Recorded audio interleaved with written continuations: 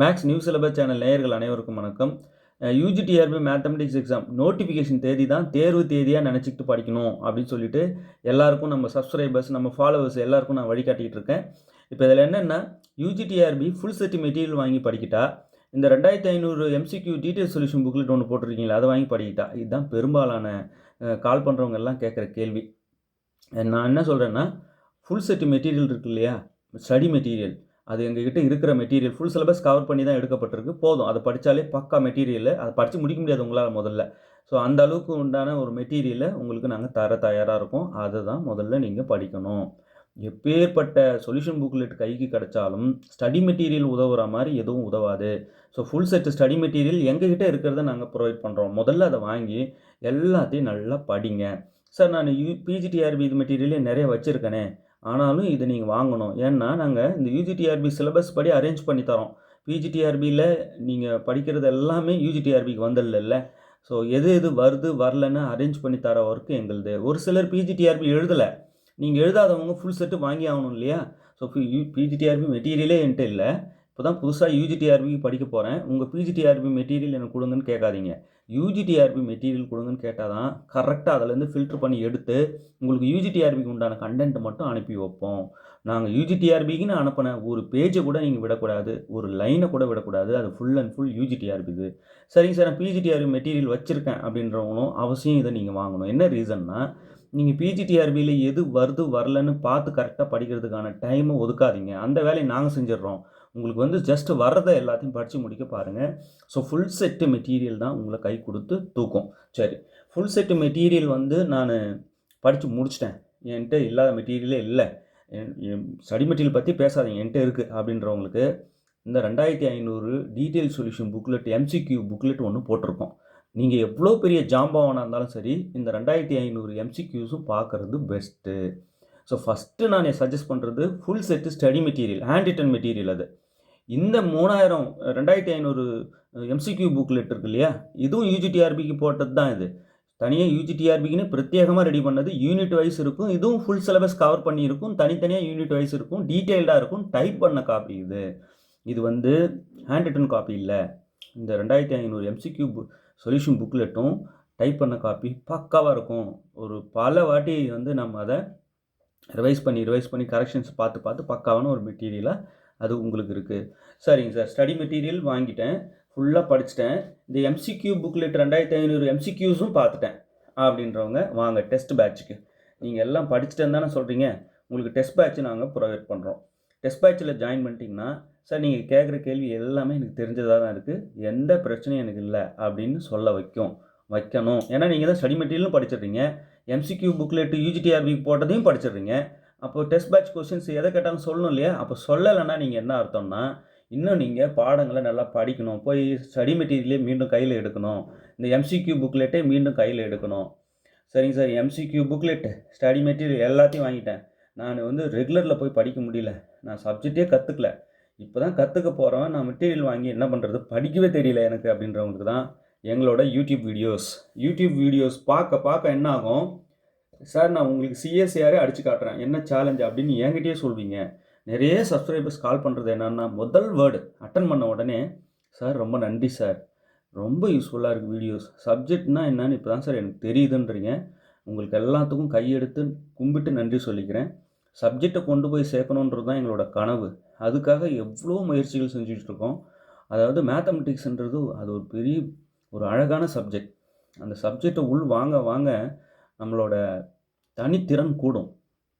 அந்த ஒவ்வொரு திறனும் ஒவ்வொரு மனிதனுக்குள்ளேயும் இந்த உலகத்தில் உயிராக பிறந்த ஒவ்வொரு மனித உயிரும் அவசியம் படிக்க வேண்டிய ஒரு பாடம் கணிதம். என்ன ரீசன்னா, நம்மளை வந்து தனித்துவம் பெற செய்யும். இந்த பாடம் நம்மளை செதுக்கும், இந்த பாடம் நம்மளை வந்து நல்லா வந்து உயர்த்தும். ஸோ இந்த பாடங்களை உள்ள கற்க மனிதன் நெறி செதுக்கப்படும், ஷார்ப்பாகுவான். அவன் ஷார்ப் ஆக சமுதாயத்தில் உயர்ந்து தானாக விளங்குவான்.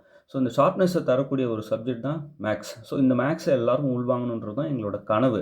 அது உங்களுக்கு உள்ளே சென்று அடையிறதுனுடைய ஃபீட்பேக் தான் உங்கள் ஃபோன் கால்ஸ் வருதுன்னா சும்மா வராது. அவங்க பார்த்துருக்காங்க, அதை புரிஞ்சுக்கிட்டாங்க, கரெக்டாக கால் பண்ணுறாங்க. ஸோ வந்த கால் அட்டன் பண்ணி என்ன கேட்குறாங்கன்னு பார்த்தா ஃபஸ்ட்டு நன்றி சொல்கிறாங்க. ரொம்ப நன்றி, திருப்பவும் உங்களுக்கு நாங்கள் தான் சொல்லணும் நன்றி, நீங்கள் எங்களுக்கு சொல்லக்கூடாது. உங்களுடைய சப்போர்ட்ஸ் இருக்க தான் கணிதம் இன்னும் சென்றடையாதவங்க நிறைய பேர் இருக்காங்கன்னு பார்த்து கண் கலங்குறேன். பல நேரங்களில் வந்து இன்னும் இவங்களுக்குலாம் போய் சேராமல் இருக்கு. போட்டின்றது என்னென்னா, எஜுகேஷன் வந்து ஒரு குறிப்பிட்ட ஒரு பலாயிரக்கணக்கான பேர் படிச்சுட்டு இருக்காங்க.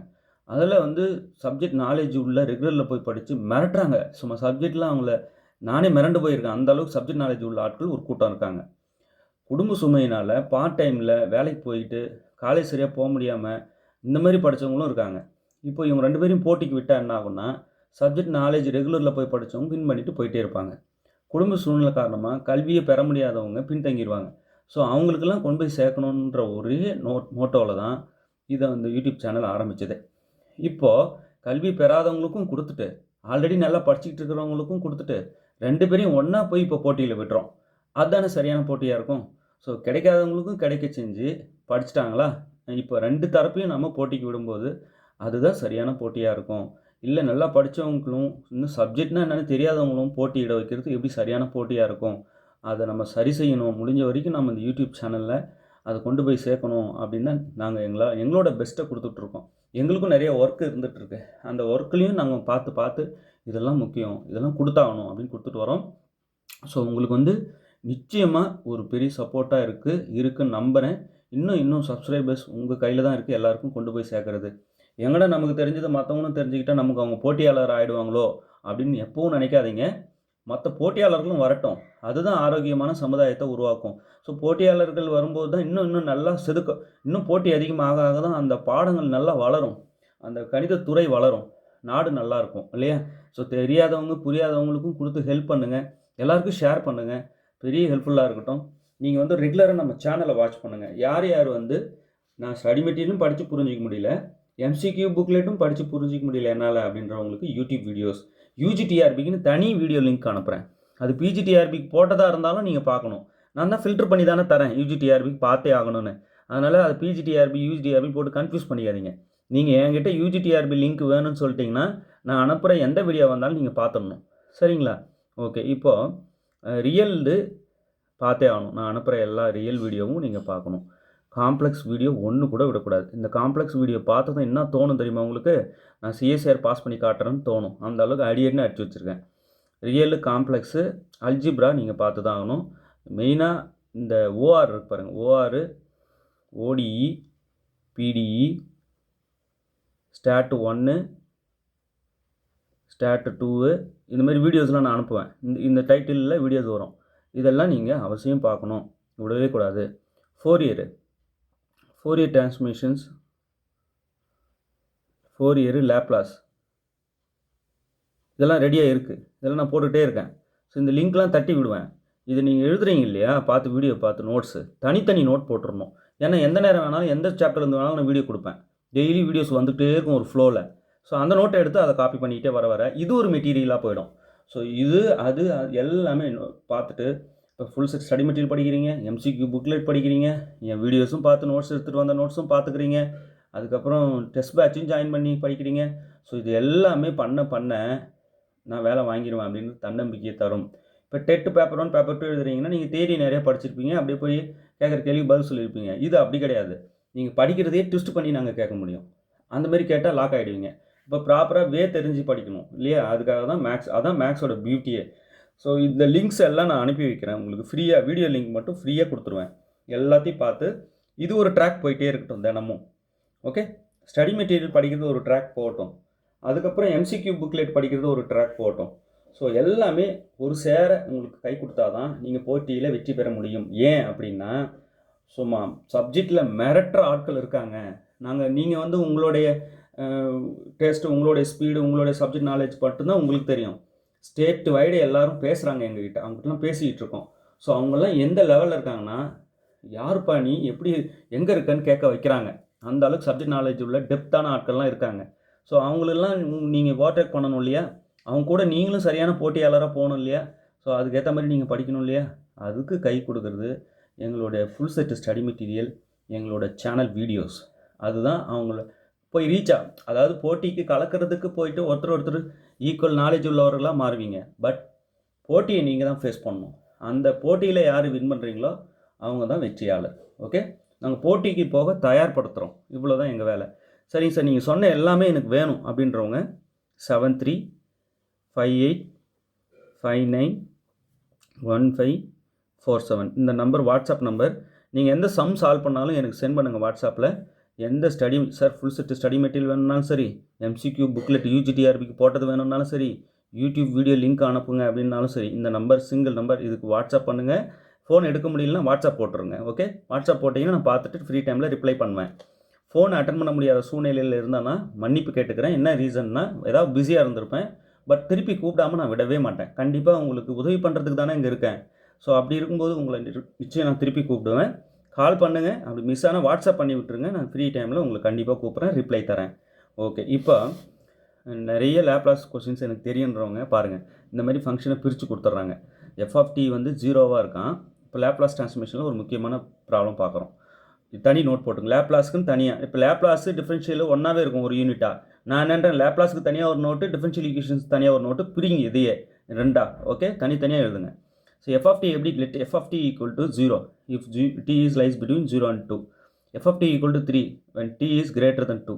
அதாவது எஃப்ஆஃப்டி ரெண்டு விதமாக ஆக்ட் ஆகுது. ஒன்று, எஃப்ஆஃப்டி எப்போ 0வாக இருக்கான், இந்த டி வேல்யூஸ்லாம் 0க்கும் மேலே 2க்கும் உள்ள இந்த வேல்யூஸ் எடுக்கும்போது 0வாக ஆக்ட் ஆகும்.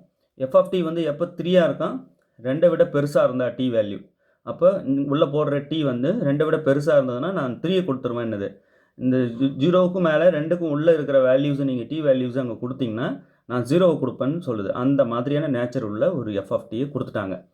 ரைட், தென் எல் ஆஃப் எஃப்ஆஃப்டி என்ன, இந்த 4 ஆன்சர் எதுன்னு சொல்லிட்டு கேட்குறாங்க.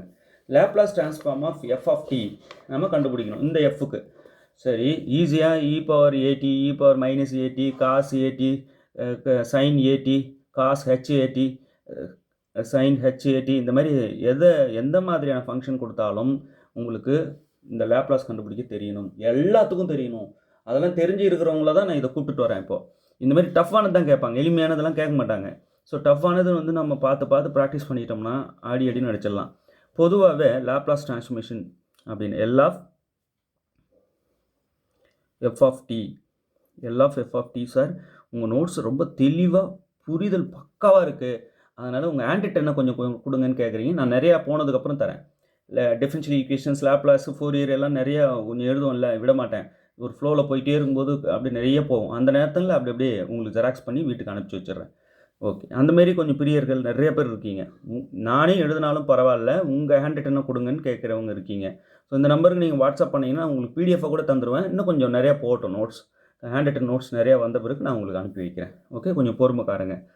சரிங்க, இப்போ எல் ஆஃப் எஃப்ஆஃப்டி என்னென்னா இன்டெக்ரல் 0 to infinity இப்படி தான் டிஃபைன் பண்ணுறாங்க. E power minus ST into f of t dt, இதுதான் L of f of t in general. இந்த ஃபார்முலாவும் மைண்டில் ஃபிக்ஸ் பண்ணிங்க. இந்த எஃப்ஆஃப்டி என்ன கேட்டாலும் நம்ம கண்டுபிடிச்சிட முடியும். இங்கே இ பவர் ஏடி கொடுங்க, இ பவர் மைனஸ் ஏடி கொடுங்க, சைன் ஏடி கொடுங்க, காசு ஏடி கொடுங்க, எதை வேணாலும் இங்கே ஃபங்க்ஷனை மாற்றுங்க. நான் இந்த வேல்யூ போட்டு இங்கே உள்ளே சப்ஸ்டியூட் பண்ணி இன்டெகிரேட் பண்ணி ஆன்சர் சொல்லிடுவேன். ஆனால் இப்போ பிரச்சனை என்னென்னா எஃப்ஆஃப்டி இந்தமாரி கொடுத்துட்டா என்ன பண்ணுவீங்க, பிரித்து கொடுக்குறாங்க. இதுக்கு நாம் லேப்லாஸ் ட்ரான்ஸ்ஃபார்ம், இந்த எஃப்ஆஃப்டிக்கு லேப்லாஸ் ட்ரான்ஸ்ஃபார்ம் எப்படி கண்டுபிடிக்கிறது? So L of f of t equal to integral 0 to infinity e power minus st f of t dt. இதை மைண்டில் படித்து ஃபிக்ஸ் பண்ணிக்கோங்க ஃபஸ்ட். இதுதான் Laplace transform of f of t. Okay, சரி, இப்போது இந்த எல் ஆஃப் எஃப்ஆஃப்டியில் இப்போ நம்ம இங்கே கணக்குக்கு வரோம். எஃப்ஆஃப்டின்றது இந்த எஃப்ஆஃப்டின்றது இங்கே இது. ஓகே, இப்போ நான் என்ன பண்ணுறேன், இந்த இன்டெக்ரல் உடையுது. எப்படி உடையுது? ஃபஸ்ட்டு இன்டெக்ரல் 0 to பாருங்கள், இன்டெக்ரல் 0 to 2 வரைக்கும். ஸோ 0 to infinity வரைக்கும் நமக்கு இங்கே இருக்குது. இங்கே பாருங்கள், 0 to infinity வரைக்கும் இருக்குது. பட் ரெண்டாக பிரிஞ்சு இருக்குது. எப்படி இருக்குது? 0 to 2 வரைக்கும் e power minus st f of t வந்து 0 ஆகிடும். இதை பாருங்கள், எஃப்ஆஃப்டி வந்து 0 இந்த இன்டர்வலில். So f of t dt. அடுத்தது ப்ளஸ் போட்டுக்கோங்க, ஏன்னா அதுக்கப்புறம் இன்டர்வல் பிரியுது. பாருங்கள், 2க்கு மேலே பாருங்கள், 2க்கு மேலே இன்ஃபினிட்டி வரைக்கும் பாருங்கள், இன்ஃபினிட்டி வரைக்குமே இது இருக்குது. 0க்கும் மேலே 2க்கும் மேலே அப்படி போகுது பாருங்கள். அப்போ 2க்கு மேலேனா இன்ஃபினிட்டி வரைக்குமே அலௌடு தான். பட் இங்கே 2க்கு அப்புறம் பிரியுதுனால 2 to infinity e power minus st f of t நம்ம இங்கே என்ன போடணும், இந்த 3 போடணும். அப்போ ஏன் இங்கே வந்து எஃப்ஆஃப்டி வந்து பாருங்கள், இங்கே 0வாகவும் இந்த இடைவெளியில், இங்கே 3ஆகவும் இந்த இடைவெளியில் இருக்குன்றதுனால இதை பிரிக்க வேண்டியதாகிடுச்சு. நடுவில் ப்ளஸ் போட்டு பிரிச்சுக்குங்க. ஓகே, இப்போ 0 இங்கே வந்ததுனால ஃபுல்லாகவே இந்த இன்டர் வேல்யூ 0 ஆகிடும். So 0 + integral 2 to infinity e power minus ST இந்த 3 வெளியே கொண்டு வந்துடுறேன் இன்டெக்ரலை விட்டு கான்ஸ்டன்ட் வெளியே எடுத்துடலாம் இன்ட்டு டிடி இந்த 0 நம்ம விட்டுடலாம் அப்போது 3 integral 2 to infinity e power minus ST into d t. நிறைய பேர் என்கிட்ட கேட்ட கேள்வி என்னென்னா இவ்வளோ அமர நம்ம மெல்ல படித்தோம்னா 3 மணி நேரத்தில் அத்தனை கொஸ்டினுக்கு ஆன்சர் பண்ண முடியாதுன்னாங்க. இல்லை, நம்ம எத்தனை கேள்விக்கு ஆன்சர் பண்ணுறோன்றது நமக்கு வெற்றியை தராது.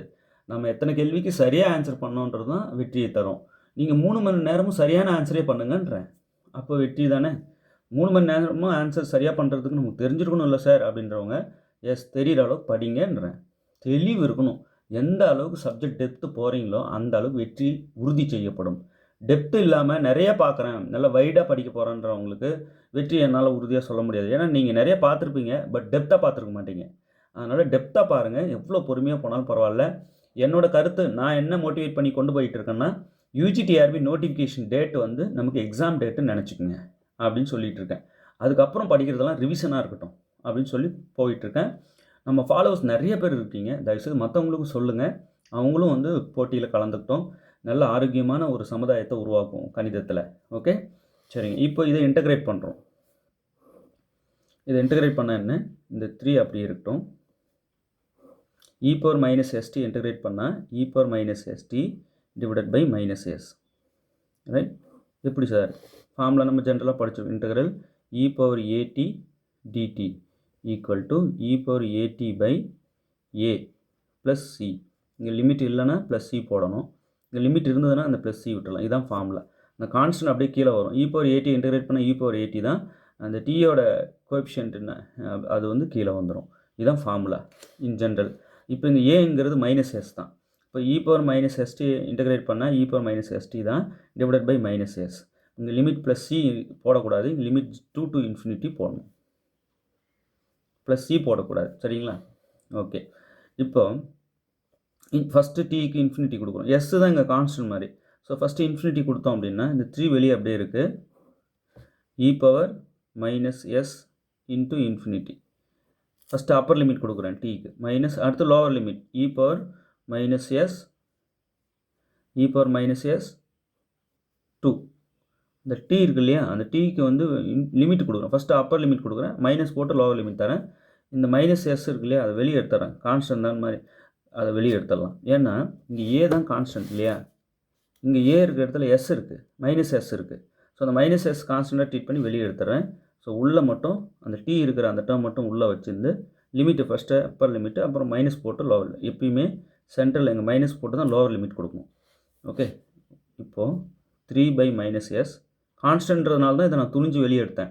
இல்லைனா லிமிட் கொடுக்கணும். இப்போ சப்போஸ் இது டி டேர்மாக இருந்தால் நம்ம என்ன பண்ணணும், லிமிட் இதுக்கும் கொடுத்து தான் ஆகணும். கான்ஸ்டன்ட்றதுனால தைரியமாக வெளியே எடுத்துருக்கேன். ஓகே, இப்போது e power minus s into infinity minus infinity. அப்போது e power minus infinity minus e power s into 2s minus 2s. Okay, ரொம்ப கேர்ஃபுல்லான சிம்பிளிஃபிகேஷன் இடத்துல தான் தப்பு பண்ணிடுவாங்க. பொறுமையாக போட்டுட்டு வரேன். இப்போது 3 by minus s e power minus infinity 0, அதை மறந்துடாதீங்க. E power minus infinity equal to 0. So இது வந்து 0 minus e power minus 2s. Right, இந்த இடங்களில் தப்பு பண்ணி இந்த மைனஸ் டேக்கிள் பண்ண தெரியாமல் தப்பாகவும் ஆன்சர் போடுவாங்க. நீங்கள் பண்ணுற அந்த தப்புக்கு ஏற்ற ஆப்ஷனையும் கரெக்டாக கொடுத்துருப்பாங்க. அதுதான் அதில் வேடிக்கை. நீங்கள் என்ன தப்பு பண்ணுறீங்களோ அதுக்குண்டான விடை என்ன வருதோ அதை ஆப்ஷனில் கொடுத்து விட்ருவாங்க. ஃபில்ட்ரு பண்ணுறது தான் அவங்களோட வேலை, உங்களை காப்பாற்றுறது அவங்க வேலை இல்லை. அப்போ 3 பை மைனஸ் எஸ் 0 வந்து நான் விட்டுறேன். அப்போ minus e power minus 2s. Right, இப்போ நான் இதை மல்டிப்ளை பண்ணிட்டேன்னா இந்த மைனஸ் மைனஸும் மைனஸ் அண்ட் மைனஸ் ப்ளஸ் ஆகிடும், கேன்சல் பண்ணிடலாம். அப்போது 3 பை எஸ், இந்த எஸ்ஸை உள்ளே கூட கொண்டு போயிடலாம்.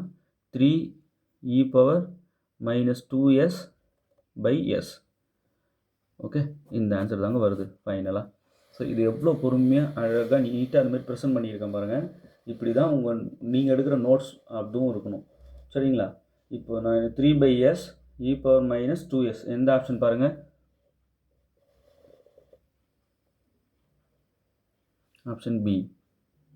ரைட், எளிமையாக இருக்கா?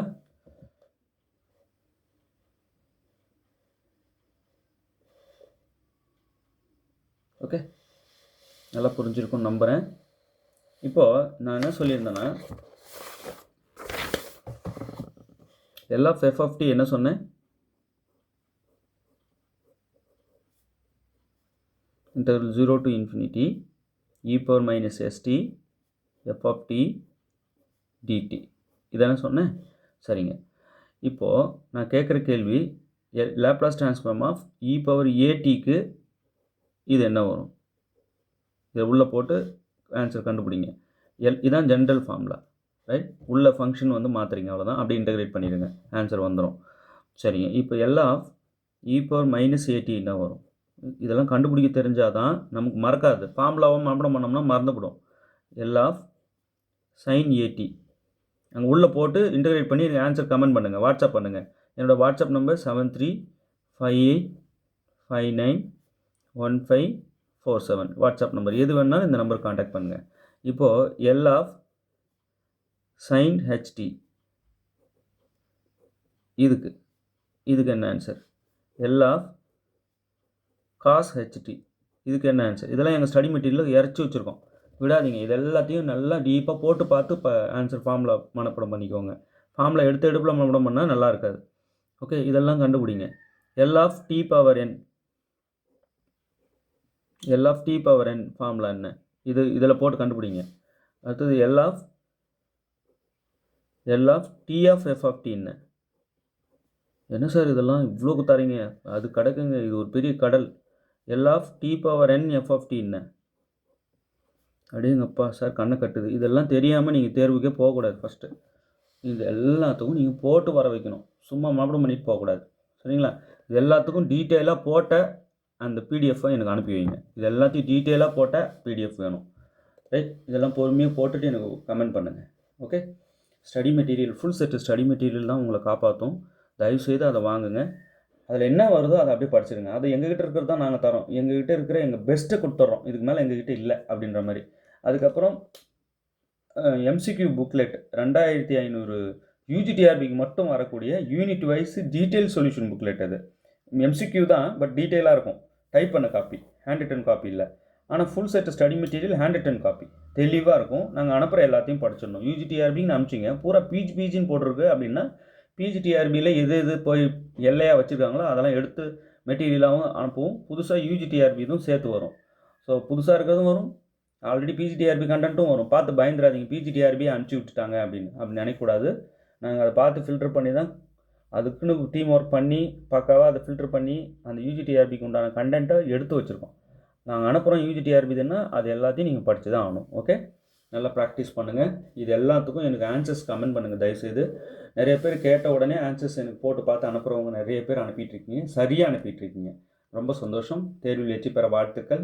தேங்க்யூ.